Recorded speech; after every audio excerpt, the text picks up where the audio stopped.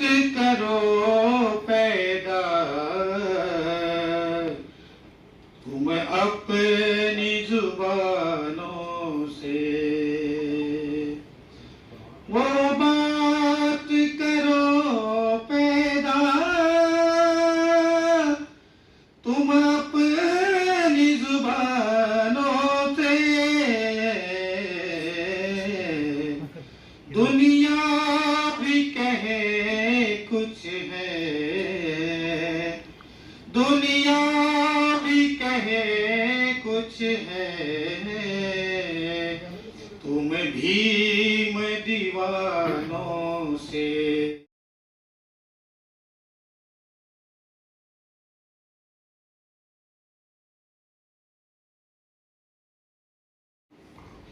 परम आदरणीय प्रधानाचार्य महोदय और सभी मंचासीन अधिकारीगण और मेरे प्यारे साथियों, आज जिस महान व्यक्तित्व की जयंती हम मना रहे हैं, मैं सर्वप्रथम उन महान व्यक्ति को एक नमन करता हूं।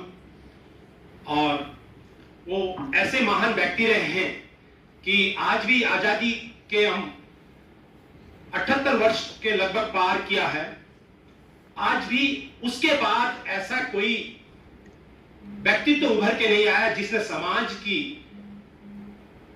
जो पौराणिक परंपराएं थी, जो रूढ़िवादिता थी, जो कुरीतियां थी, उस पे जो बाबा भीमराव अंबेडकर जी जो प्रहार किया और समाज को जोड़ने का जो काम किया, मुझे आज तक कोई और व्यक्ति नजर नहीं आया। बाबा भीमराव अंबेडकर जी की जो दो तरीके की उनकी जो उन्होंने काम किया, एक वो था कि जो समाज कई विभिन्न वर्गों में बटा हुआ था। आपने अभी थोड़ी देर पहले बहुत सारी एक ऐसी स्टोरी, इतना बड़ा दंश उन्होंने अपने जीवन में झेला है, वो सब हम के लिए प्रेरणा के स्रोत है। उसके बाद भी उन्होंने अपना संघर्ष जारी रखा। बाबा भीमराव अंबेडकर जी का जन्म 14 अप्रैल 1891 में महू मध्य प्रदेश में हुआ था और 1950 में उन्हें भारत रत्न मिला। आज अगर हमें जो भी हमें ताकत दी है वो उन्हीं की बदौलत, उन्हीं की बलिदान से मिली है, क्योंकि उन्होंने स्वयं अपने जीवन में बहुत सारे दंश झेले थे। मैं अभी कभी भी हम क्लासरूम में पढ़ाते तो बहुत सारे ऐसे दलित बच्चों के साथ ऐसा व्यवहार किया जाता था कि क्लासरूम के अंदर उन्हें नहीं बैठाया जाता था, अगर मैं आजादी से पूर्व की बात करूं तो। और जो भी सार्वजनिक जो जलाशय होते थे उन पे दलित वर्गों को जाना मनाही था। अगर मुझसे पीछे की बात भी करूं, इतिहास की बात करूं, तो निम्न वर्ग के लोगों को अगर कहीं गुजरना होता तो करताल लेके घूम जाते थे ताकि कोई उच्च वर्ग उनको देख ना सके, अशुभ ना माने। इतने उस परंपरा में इतने रूढ़िवादिता इतनी गहरी थी जिससे कि मतलब समाज या व्यक्ति का अस्तित्व ही नहीं कहा जा सकता था। जबकि ये सब कोई परंपरा नहीं थी, ये सब शिक्षा का अभाव था। लोगों ने इसको स्वयं बनाया था अपने लाभ के लिए। जबकि अगर आप इतिहास को उठा के देखेंगे, कभी भी कहीं भी ये नहीं दिखता कि भाई ये कहीं वेदों में लिखा हो या पुराणों में लिखा हो। सिर्फ समाज ने व्यवस्था को संचालित करने के लिए यह व्यवस्था बनाई थी, जितने भी जातियां और धर्म बटे थे। लेकिन बाद में इसको एक व्यवस्थित रूप से किया गया है, जो जैसा काम कर रहा था उसी को वो दर्जा दिया गया। लेकिन भीमराव अंबेडकर जी ने इन सब का पुरजोर विरोध किया और परिणाम यह हुआ कि जो आज हम सब एक साथ बैठे हैं वो उन्हीं का ही परिणाम है। अगर आज हमको अधिकार और कर्तव्य मिले, समानता मिली, अभिव्यक्ति की स्वतंत्रता मिली है, सिर्फ वो व्यक्ति थे जिन्होंने संविधान में इन बातों को रखा। क्योंकि मैं आपको बताना चाहता हूं कि उन्हें संविधान सभा का जनक भी कहा जाता था और प्रारूप समिति के कमेटी के जो अध्यक्ष थे और चेयरमैन भी थे। तो वो जो आज हमको एक छोटी छोटी चीजें जो ताकत के रूप में मिली है, वो सिर्फ उन्हीं की बदौलत है। तो मैं चाहूंगा कि हर एक नागरिक उनको आत्मसात करें, उनके पद चिन्हों पे चले, तो निश्चित रूप से हम सबका और देश का विकास होगा।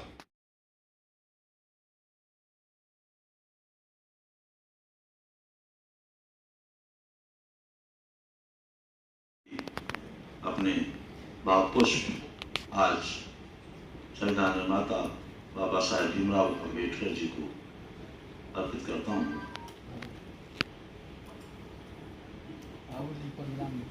विश्व प्रणेता कहें जिन्हें सब, हम उनकी यश गाथा गाते हैं। भीमराव अम्बेडकर के प्रति हम श्रद्धा से नत हो जाते हैं, श्रद्धा से नत हो जाते हैं। निज संविधान निर्माता की शुभ घड़ी जन्म की आई है। बाबा साहब के कारण ही सबने निज गरिमा पाई है। हम भी उन बाबा साहब पर श्रद्धा के सुमन चढ़ाते हैं। विश्व प्रणेता कहें जिन्हें सब, उनकी यश गाथा गाते हैं। जन्म दिवस श्री भीमराव का अप्रैल चतुर्दश को आता। पिता राम जी माता भीमाबाई का हृदय अति हर्षाता। संघर्षों से लड़कर ही अम्बेडकर महापुरुष बन जाते हैं। विश्व प्रणेता कहें जिन्हें सब, हम उनकी यश गाथा गाते हैं। और क्या क्या उन्होंने किया कि जन जन में होवे समानता, पाठ उन्होंने पढ़ाया है। भेदभाव की मिट जाए खाई, लिख कर हमें बताया है। निर्बल पिछड़े लोगों को वे उन्नति का पथ दिखलाते हैं। विश्व प्रणेता कहे जिन्हें सब, हम उनकी यश गाथा गाते हैं। और क्यों गाते हैं कि बाबा साहब का संविधान सब में सद्भाव जगाता है। और ये सबको पता है कि दिव्यांग जनों को भी उस संविधान के कारण अधिकार मिल पाए हैं। बाबा साहब का संविधान सब में सद्भाव जगाता है। यह संविधान ही दिव्यांग जन को अधिकार दिलाता है। सबके संग भीमराव जी की हम भी गुण गाथा गाते हैं। विश्व प्रणेता जिन्हें कहें सब, हम उनकी यश गाथा गाते हैं। और ये विश्व वास्तव में कभी नहीं भूल सकता, क्योंकि यह देश भूल सकता न कभी, यह देश भूल सकता न कभी बाबा साहब का योगदान। विधिवेत्ता अर्थशास्त्री थे, अतिशय प्रबुद्ध अतिशय महान। उनकी अतुल्य प्रेरक गाथा जन जन को आज बताते हैं। विश्व प्रणेता कहे जिन्हें सब, उनकी यश गाथा गाते हैं। भीमराव अम्बेडकर के प्रति श्रद्धा से हम नत हो जाते हैं। विश्व प्रणेता कहे जिन्हें सब, हम उनकी यश गाथा गाते हैं, हम उनकी यश गाथा गाते हैं। तो इस गीत के माध्यम से मेरी भावांजलि अर्पित है बाबा साहेब भीमराव अम्बेडकर।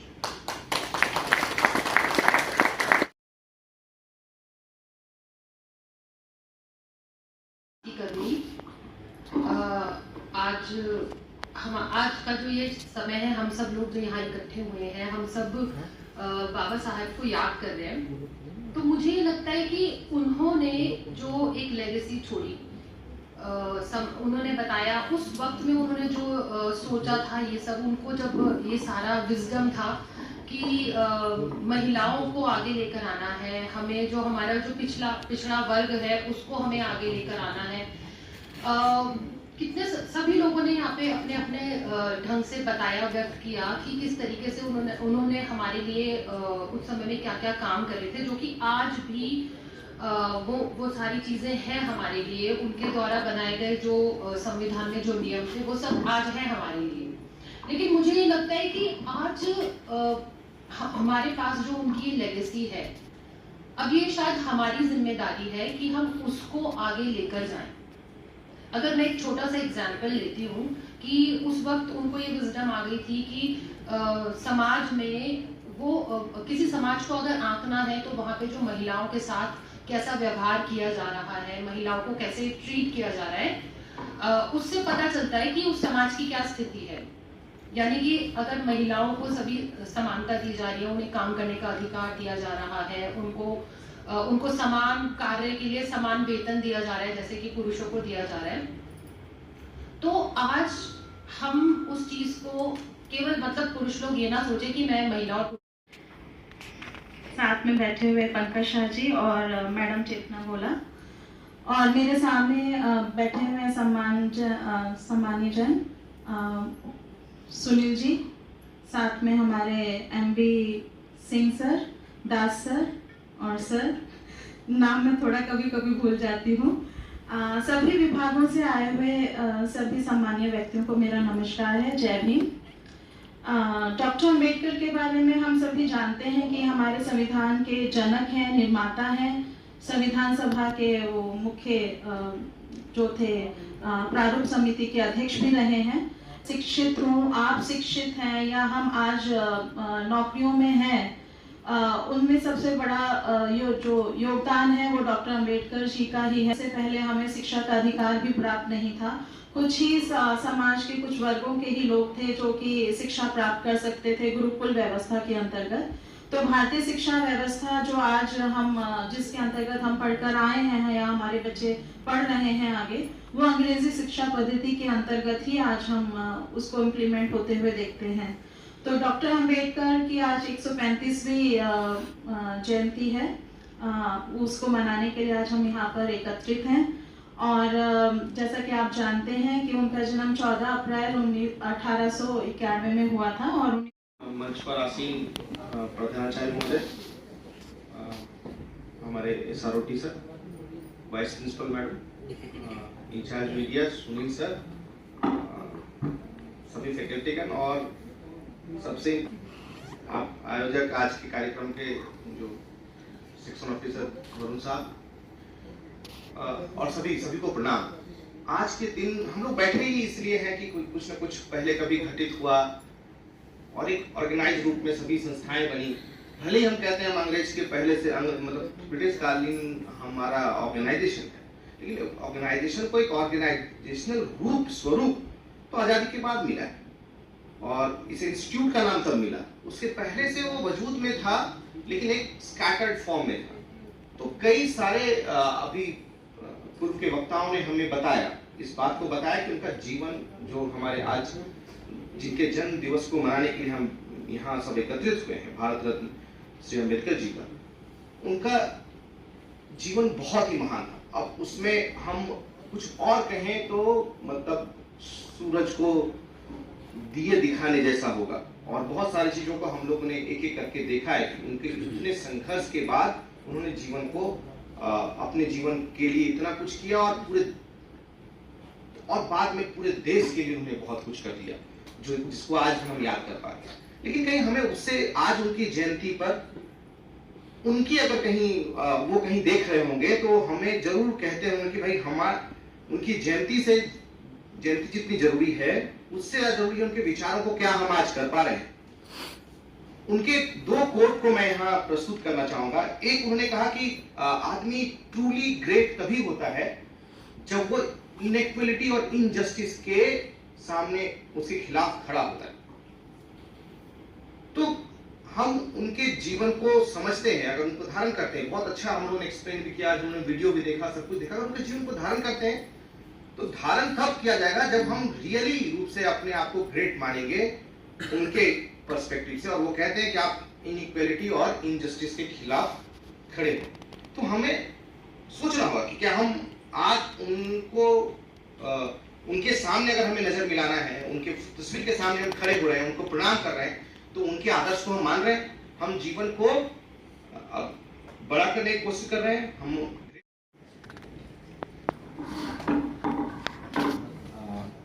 धन्यवाद स्कंद जी। आदरणीय मंचासीन, यहाँ पर उपस्थित सभी अतिथिगण, सभी अधिकारीगण और सभी कर्मचारी, आप सभी को आज के विशेष दिन की उपलक्ष्य पर मैं बाबा साहब अम्बेडकर की जयंती पर मैं बधाई देना चाहता हूँ। आज के इस गरिमामय अवसर पर मुझे भारत के महान विद्वेता, समाज सुधारक, दूरदर्शी चिंतक तथा भारतीय संविधान के मुख्य शिल्पकार डॉक्टर भीमराव अम्बेडकर के जीवन एवं उनके बहुआयामी योगदान पर अपने विचार व्यक्त करने का सौभाग्य प्राप्त हुआ। डॉक्टर अम्बेडकर का जीवन संघर्ष, आत्मबल और उत्कृष्टता का अद्वितीय उदाहरण। 14 अप्रैल 1891 को जन्मे डॉक्टर अम्बेडकर ने सामाजिक विषमताओं और भेदपूर्ण परिस्थितियों का सामना करते हुए भी शिक्षा को अपना सर्वोच्च साधन माना।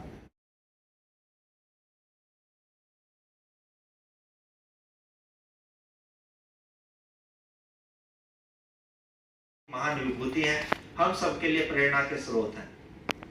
जैसा कि पंकज सर ने भी बोला, right should be great rather than lord. Baba Saheb Bhimrao Ambedkar का ये मानना था कि जीवन महान होना चाहिए, लंबा होने से कोई फायदा नहीं है। ऐसे ही महान विभूति को आज स्वतंत्र राष्ट्र नमन कर रहा है और उनकी शिक्षाओं को हम सब अपने जीवन में समाहित करेंगे। और समाज में यदि कहीं पे भी हमें भेदभाव दिखाई देता है, ऊंच नीच दिखाई देती है, तो हम अपने स्तर से जितना प्रयास कर सकते हैं उतना प्रयास करने का प्रयास करेंगे। और बाबा साहब भीमराव अम्बेडकर जैसे राष्ट्र निर्माता को हमेशा अपने हृदय में हमेशा एक सर्वश्रेष्ठ सम्मान देते हुए आज के दिन मैं पुनः नमन करता हूं। एक बार फिर से बहुत बहुत धन्यवाद। जय भीम, जय भारत, जय हिंद। शर्मा सर, आदरणीय मंच, सभागार में उपस्थित प्रबुद्धजन, सभी को मेरा सादर प्रणाम। आज हमारा राष्ट्र व विश्व उस महान की 135वीं जन्म दिवस मना रहे हैं, जिन्होंने न केवल भारत को एक नई दिशा दी, बल्कि भारत के अखंड स्वरूप को जो आज हम देख रहे हैं उसको बनाने में भी अपना महत्वपूर्ण योगदान दिया। आज अगर हम स्वतंत्र राष्ट्र के रूप में, अखंड राष्ट्र के रूप में अपने देश को चला पा रहे हैं, आज यदि हम समानता की बात करते हैं, स्वतंत्रता की बात करते हैं, महिला सशक्तिकरण की बात करते हैं, वो सभी देन जो है वो उस महान शिल्पकार, संविधान सभा के जो प्रारूप समिति के अध्यक्ष थे डॉक्टर भीमराव अम्बेडकर, उन्हीं की देन थी। यदि एक कमजोर केंद्र जैसा कि ब्रिटिश टाइम में भी था वैसा ही केंद्र रहता तो आज हमारा संघ बिखर सकता था। आज अनेक राज्य अपने आप को स्वतंत्र घोषित कर सकते थे, लेकिन बाबा साहब भीमराव अम्बेडकर ने एक शक्तिशाली केंद्र की परिकल्पना की और उसी शक्तिशाली केंद्र की वजह से आज हमारा राष्ट्र अखंड है। बाबा साहब भीमराव अम्बेडकर ने महिला सशक्तिकरण के लिए अनेक कार्य किए। बाबा साहब भीमराव अम्बेडकर ने हिंदू कोड बिल, जो कि हिंदू समाज में अनेक कुरीतियां थी, महिलाओं के जो अधिकार बहुत कम थे, उनके लिए बहुत कार्य किए और उनको संविधान में शामिल किया। तो ऐसे भीमराव रामजी अम्बेडकर, जिनका जन्म 14 अप्रैल 1891 को महू छावनी मध्य प्रदेश में हुआ था, उनको आज हम नमन कर रहे हैं।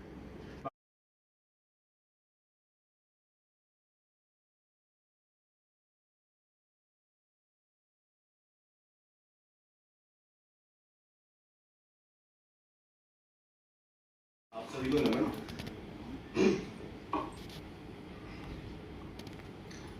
मैं आप सभी का स्वागत भी करता हूं और धन्यवाद भी ज्ञापित करता हूं।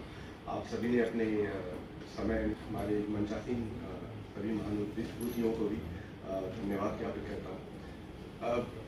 हुआ ये कि मेरे मोबाइल में मेरे जो भी सेविंग्स थे वो सारे स्विच ऑफ हो गया मोबाइल मेरा, तो अब मेरे पास बोलने के बहुत ज़्यादा कुछ है नहीं जो मैंने नोट करके रखा था।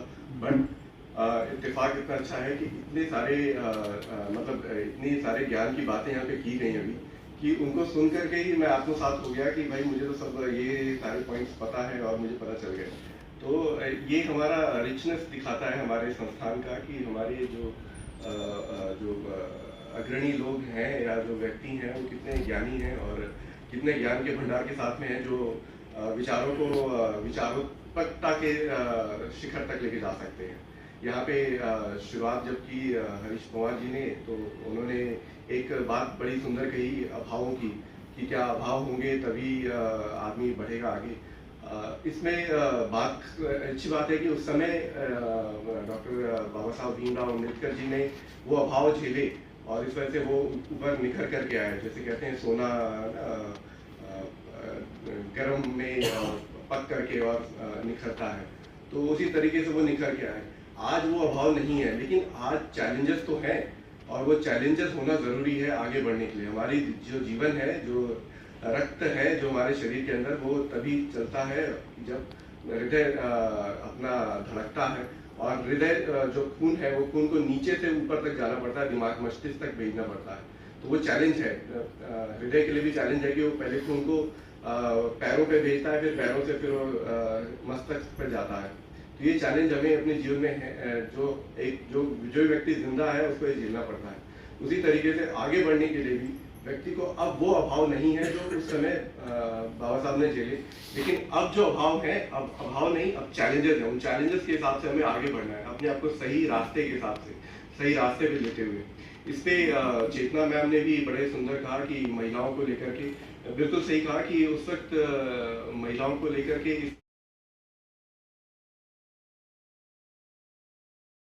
करते हैं आज के जो हमारे डॉक्टर भीमराव अम्बेडकर से। मैं महाराष्ट्र को बिलोंग करता हूँ। डॉक्टर भीमराव अम्बेडकर जी को जिया है। जब भी चूँकि मैं नागपुर से हूँ, महाराष्ट्र से, और नागपुर में डॉक्टर भीमराव अम्बेडकर जी की एक बहुत बड़ी एक स्मृति स्थल बनाया गया है। कभी आपको जाने का मौका मिले तो आप जरूर जाइएगा। तो उस स्मृति स्थल में उनके जीवन की सारी जो घटनाक्रम है, उस घटनाक्रम को वहाँ पर इंडिकेट किया गया, और वो मेरे घर के बिल्कुल वॉकिंग डिस्टेंस पे है। तो हम तो समय समय पर वहाँ जाते हैं, और खास करके दशहरे के दिन वहाँ पर जाकर हम लोग सेलिब्रेट भी करते हैं अम्बेडकर जी को। एक बोलते हैं पर्सनालिटी होती है जो संपूर्ण होती है, वो संपूर्ण पर्सनालिटी डॉक्टर भीमराव अम्बेडकर जी में हमें नजर आती है।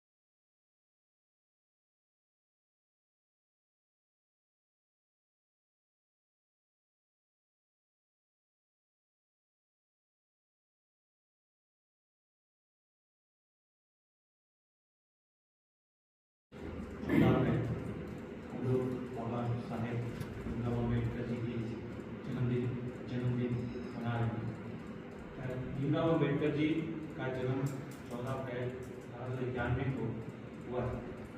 ये एक ऐसे परिवार से संबंधित थे, और उस समय जिस समय इनका जन्म हुआ था, समाज में इतनी ज़्यादा असमानताएँ व्याप्त थी, इतना ज़्यादा भेदभाव व्याप्त था, और इनके जन्म के बाद इनको जिन चुनौतियों का सामना करना पड़ा था, वो अपने आप में यदि हम अभी उसको सोचें, कल्पना करें, तो अंदर से मन सिहर जाता है कि इनको कितनी सारी चुनौतियों का सामना करना पड़ा। लेकिन डॉक्टर साहब भीमराव अम्बेडकर जी ने उन चुनौतियों का मुकाबला करते हुए, टक्कर लेते हुए अपने आप को साबित किया और आज उन्हीं की इनके मनोबल, इनके जो कार्य थे, इनकी जो दृढ़ निश्चय था, उसका परिणाम ये रहा कि आज ये महापुरुष हम लोगों के लिए आदर्श पुरुष के रूप में बने। इन्होंने भारत के संविधान का निर्माण में अपनी अहम भूमिका निभाई।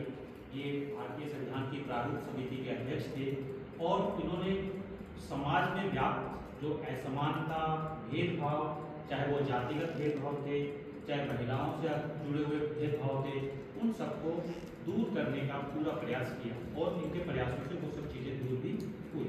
आज इस खुले माहौल में, एक समानता वाले वातावरण में जो हम एक अच्छा एहसास आपको करवा रहे हैं, अच्छी सुख की सांस ले रहे हैं, वो सब इन्हीं के कार्यों का परिणाम है। अम्बेडकर जी एक महान समाज सेवी तो थे, एक अच्छे अर्थशास्त्री, एक शिक्षाविद थे और इन्होंने अपनी उन्नति और देश की तरक्की, देश के विकास, समाज में समानता स्थापित करने के लिए शिक्षा को ही आधार बनाया। इनका मानना था कि शिक्षा ही वह साधन है जिसके द्वारा समाज में समानता लाई जा सके।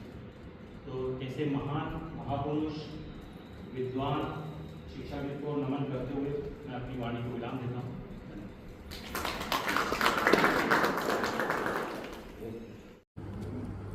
सिस्टम, संविधान और संवैधानिक, मुझे लगता है कि अगर हम संविधान का अध्ययन करके संवैधानिक तरीके से किसी भी सिस्टम को चलाने की कोशिश करते हैं, अगर उसमें प्रयासरत रहते हैं तो शायद डिफिकल्टीज कम हो जाती हैं, दिक्कतें अपने आप कम हो जाती हैं फिर, और कार्य भी बड़े कार्य कुशलता से चलता है, क्योंकि तब कार्य कुशलता आपको पता है सिस्टम में किस तरह से मुझे काम करना है और किस तरह से करना है। आज अगर उसी रूप को लें, क्योंकि बाबा भीमराव अम्बेडकर की जीवनी के बारे में आपने पढ़ा, आप में से बहुत लोग अभी बताएंगे उनके बारे में, और हम अध्ययन भी करते हैं। आज अगर बच्चों से पूछे तो शायद हमसे ज्यादा ज्ञान उनके बारे में बता देंगे वो, क्योंकि डेटाज है। आज वो समय आ गया है कि हम डेटाज को, अभी आप अगर इंटरव्यूज में जाए तो वहां पर बोला जाता है कि वाई टू कलेक्ट डेटाज। बात होती है यथार्थ करने की, कितना हम चरितार्थ कर पाते हैं। तो जिस तरह से बाबा भीमराव अम्बेडकर ने जितनी मेहनत और जिस तरीके से एक कम्युनिटी के समाज के बीच में रहकर, एक ऐसे समाज जहां पर शायद उनको बहुत अवरोध झेलने पड़े थे, बहुत सारी चीजों के बीच से निखर के, चाहे वो शिक्षा के मामले में हो, चाहे प्रशासन के मामले में हो, और बाद में निखर के क्या आया, भारत का संविधान। कहीं ना कहीं चोट हुई होगी, कहीं ना कहीं आघात पहुंचे होंगे, जिन्होंने शायद उनकी कलम को वो ताकत दी होगी जो शायद तलवार से नहीं हो सकती थी। कहने का आशय सिर्फ इतना ही है कि अगर हम संवैधानिक तरीकों से अगर सिस्टम में काम करें तो शायद हमको बहुत आसानी होगी, और सही रूप में जो पुष्पांजलि होगी और जो जयंती हम मनाएंगे बाबा भीमराव अम्बेडकर जी की, वो शायद वही होगी। क्योंकि हम बात करते हैं चरितार्थ करने की, और हम बात करते हैं आज कि अगर उनका थोड़ा सा भी अंश या इस तरह से कुछ आ जाए तो शायद हम बहुत तरक्की कर जाएंगे। अनुसरण करने की बात है, उनके विचारों का अनुसरण करने की बात है, उनकी कार्यशैली का अनुसरण करने की बात है। अगर हम में से अगर हम लोग कर पाए, मैं अगर अपने जीवन में थोड़ा भी कुछ कर पाया कि सिर्फ ये सोच के कि हम एक संस्थान में हैं, अभी एक संस्थान की प्रगति के लिए कितना कर पाए, शायद वही आगे जाके जिस देश की हम बात करते हैं, जिस राष्ट्र की हम बात करते हैं, वो उसके ही हित में होगा।